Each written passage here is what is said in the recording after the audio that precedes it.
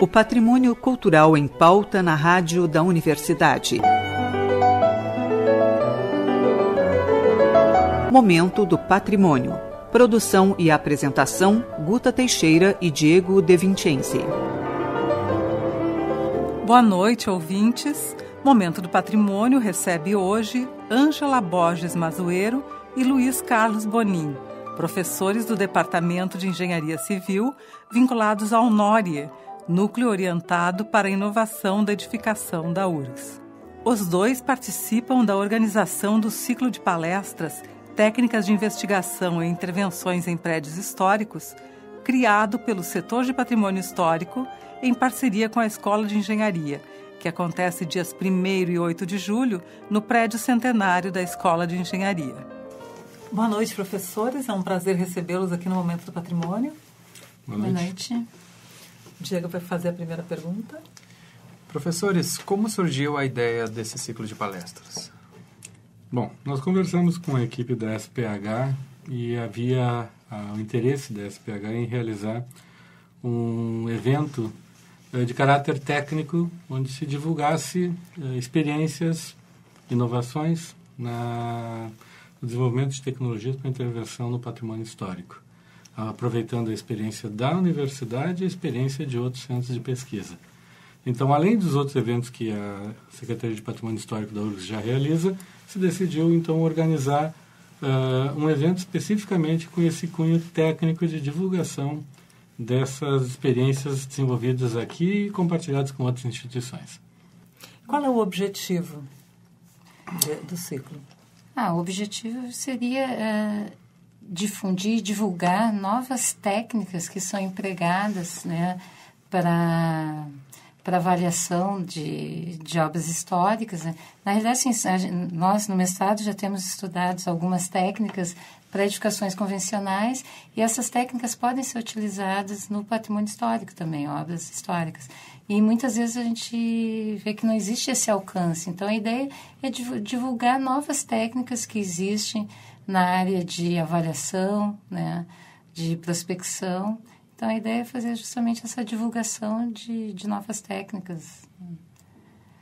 E a ideia é aproveitar, então, o evento para conversar com a comunidade técnica, não apenas interna da universidade, mas em outros agentes que atuam na preservação do patrimônio histórico. Então, compartilhar, trocar informações a partir de palestras que são escolhidas para estimular o debate, estimular a discussão e, a partir dessa discussão, eventualmente estabelecer parcerias, estabelecer arranjos para o desenvolvimento de atividades em conjunto com essa comunidade, não apenas interna da universidade, mas com outros agentes que atuam ligados ao tema, com interesse no tema do patrimônio histórico. Professores, como foram escolhidos os temas para serem incluídos no ciclo? Essa é uma pergunta interessante. Normalmente, a escolha dos temas tem a ver com a disponibilidade, ou seja, pesquisas que já foram realizadas, estudos que já foram realizados, conhecimento que já está disponível para ser compartilhado, para ser debatido. Basicamente, esse foi o critério de escolha. Se nós traçássemos pela demanda, certamente teríamos muitos temas para abordar.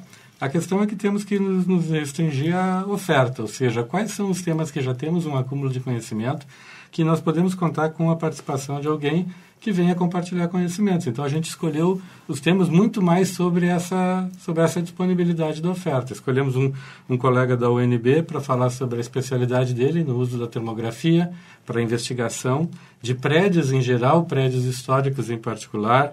Escolhemos um trabalho sobre padrões de molhamento de fachadas, aproveitando a oportunidade da conclusão recente. Semana passada, o doutoramento aprovado de uma pesquisadora estudando especificamente esse tema, e assim os outros temas todos foram escolhidos da mesma maneira. Mas eu acho que interessante é que realmente veio a calhar que a gente tem uma série de temas que, na realidade, muitas vezes não foram mostrados para a comunidade, né? Então, são temas inovadores que pode abrir até para o público encontrar técnicas que poderiam ser usadas. Então, assim, realmente trazer uma contribuição, né? A diferença entre as técnicas usadas para a restauração de patrimônio edificado, das técnicas usadas para intervenção em outros prédios, que não tenham esse... Sim, né? Na verdade, quando a gente busca, quando a gente trabalha num prédio histórico, a gente busca resgatar ou reproduzir ou chegar muito próximo dos materiais que se tinham, né?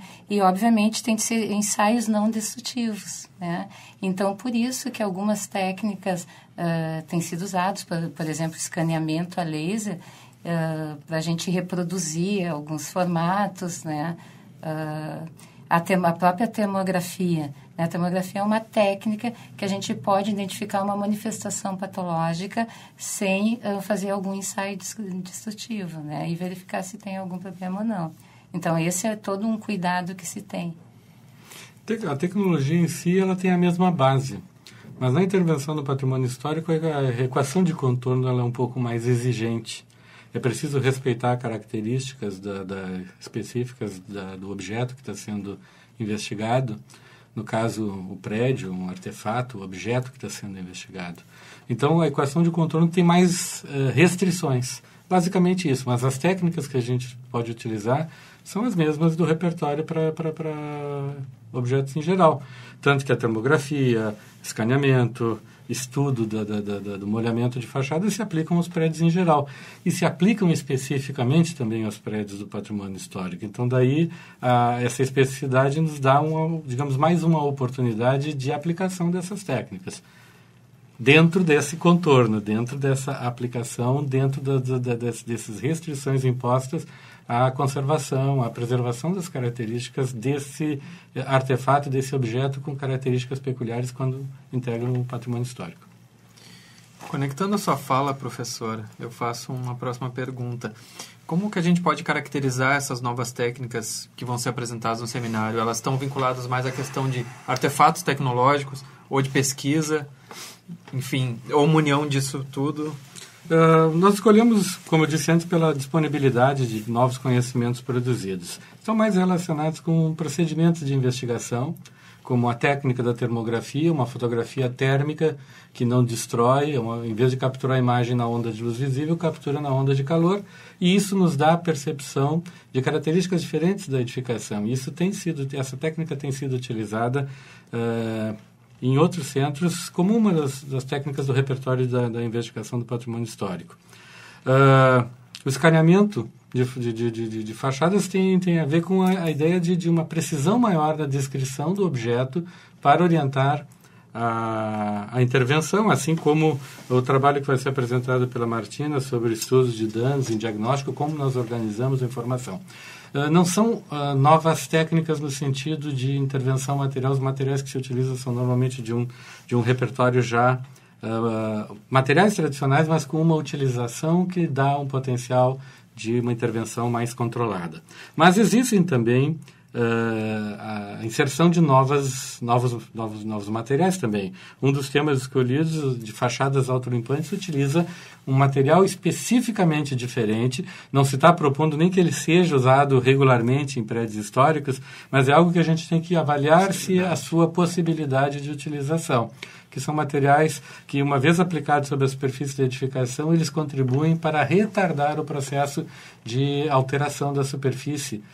Nesse autolimpante é que a deposição da sujeira na superfície se torna mais lenta, se torna melhor controlada. Se isso vai ser compatível com as características de prédios históricos, é algo que a gente tem que investigar ainda, porque é, de fato, uma tecnologia que nós não temos experiência e estamos ainda em desenvolvimento.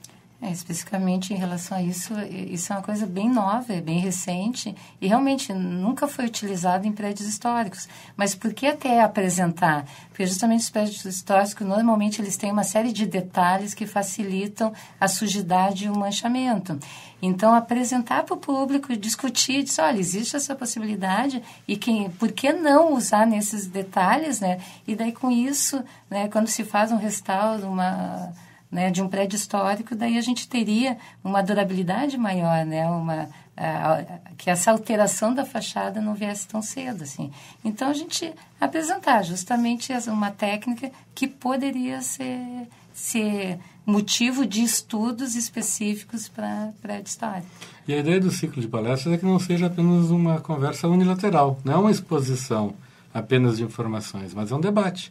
Então, vão se expor ideias e a gente pretende que se ouça também a contribuição da comunidade técnica que vai participar do evento, no sentido de orientação, de discussão, de contrariedade, oposição ao que está sendo apresentado. Esse é o ambiente de debate que se quer estabelecer. Nada melhor do que a gente, trocando informações, consiga avançar mais rápido no desenvolvimento de um repertório mais amplo de possibilidades para ampliar nossa ação de conservação, que é necessário. Os prédios exigem essa ação de conservação, de preservação. Em termos gerais, no que a restauração se difere de outras intervenções? Um prédio que não esteja incluído dentro da lista do patrimônio histórico é um prédio que precisa ser preservado também. Apenas que a possibilidade tecnológica que você pode lançar mão é um pouco maior. Na medida que você pode introduzir novos materiais, novas tecnologias de uma forma menos restrita. Você não tem um objeto cujas características arquitetônicas, materiais, tecnológicas precisem ser preservados porque é um objeto de valor em si. Numa obra que não tem essa inscrição no patrimônio histórico, o profissional técnico tem mais liberdade. Ele pode escolher uma linha de produtos mais inédita, moderna, diferenciada dos materiais historicamente utilizados, sem uma violação. Eu posso introduzir de uma forma mais livre polímeros, cerâmicas e outros materiais modernos, metais também, posso introduzir sem a restrição que é imposta no patrimônio histórico, onde eu preciso preservar determinadas características que justamente dão o valor desse patrimônio histórico, que podem ser arquitetônicas, materiais, da técnica em si. Então, é essa restrição que se estabelece e que condiciona a intervenção. O profissional precisa entender primeiro as características do prédio, para saber quais intervenções ele pode fazer, com que materiais, com que técnicas. E isso é que cria a restrição.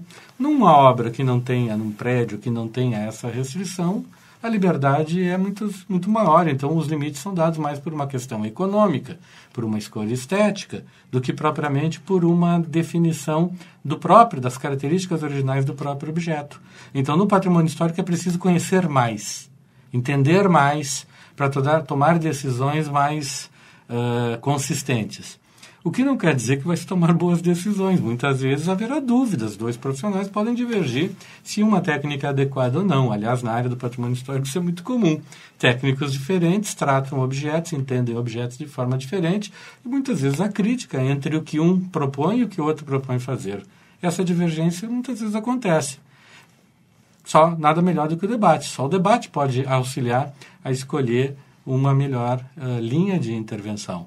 Então, a ideia que se pretende no ciclo de palestras como esse é trazer essa discussão, difundir determinados conhecimentos que para algumas pessoas no meio pode não ser tão comuns. Então, cumprir um pouco também o papel da universidade de divulgação, de produção e divulgação do conhecimento.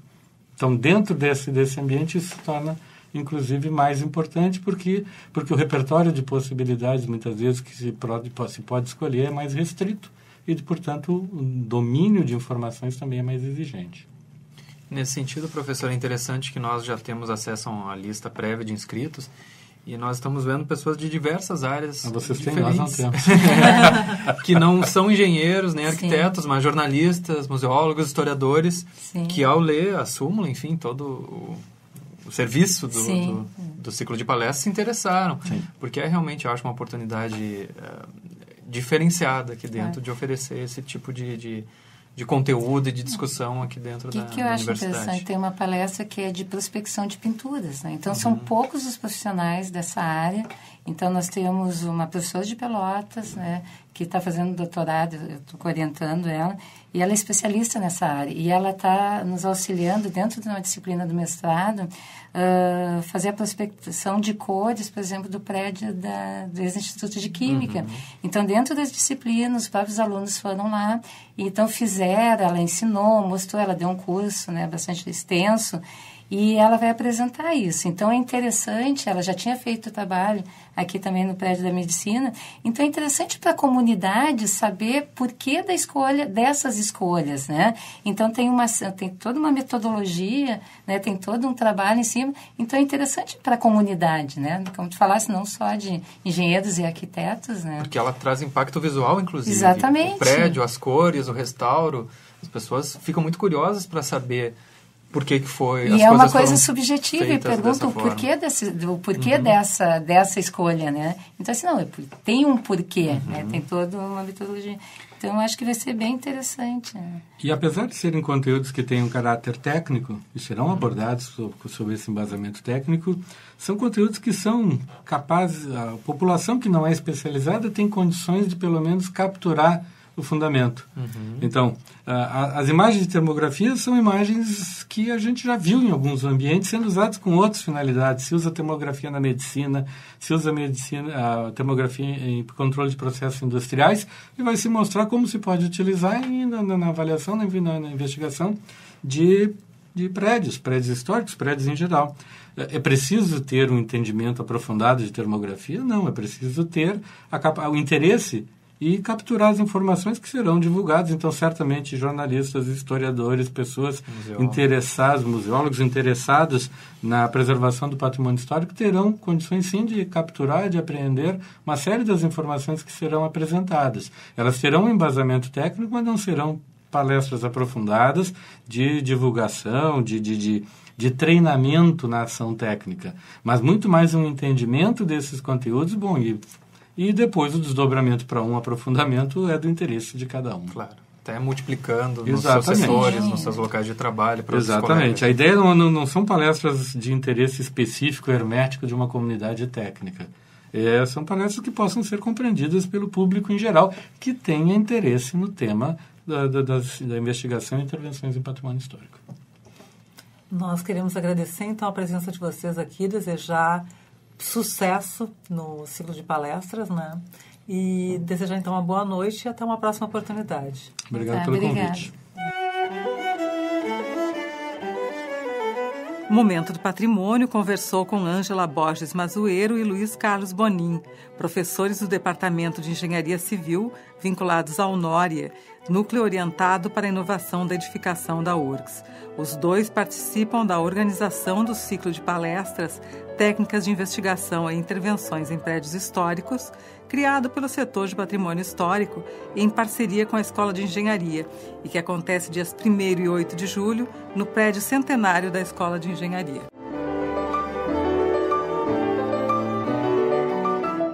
Este programa é uma realização do setor de patrimônio histórico da Superintendência de Infraestrutura da URGS.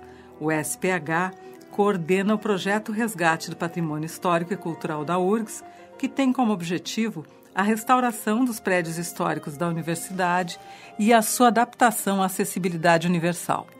Para mais informações, acesse nossa página www.predioshistoricos.urgs.br ou entre em contato conosco pelo e-mail predios.históricos@urgs.br.